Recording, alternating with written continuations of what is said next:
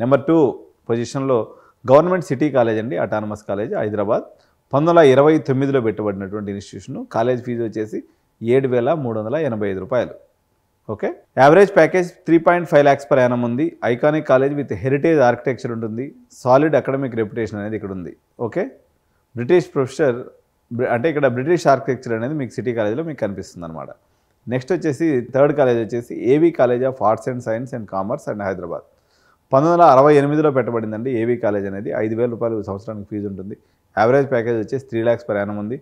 Academic డైవర్సిటీకి cultural వైబ్రెన్సీకి పెట్టింది పేరు. So ఇక్కడ ఫుడ్లో మన స్పెషాలిటీ ఏంటని తీసుకున్నప్పుడు సమోసాస్ చాలా బాగుంటాయండి. మీరు ఏవీ కాలేజ్ క్యాంటీన్ పోయినప్పుడు ట్రై చేయండి. సో ఫోర్త్ కాలేజ్ వచ్చేసి Saint Francis college for women Hyderabad. ఇది 1959లో పెట్టబడినటువంటి ఇన్స్టిట్యూషన్. 12,000 రూపాయలు మాత్రమే సంవత్సరానికి ఫీజు ఉంటుంది. యావరేజ్ ప్యాకేజ్ వచ్చేసి 3.2 lakhs per annum ఉంటుంది. Premier women's institution with strong discipline and academics అండి. డ్రెస్ కోడ్ ఉంటుంది, జాగ్రత్తగా చూసుకోవాలి మరి.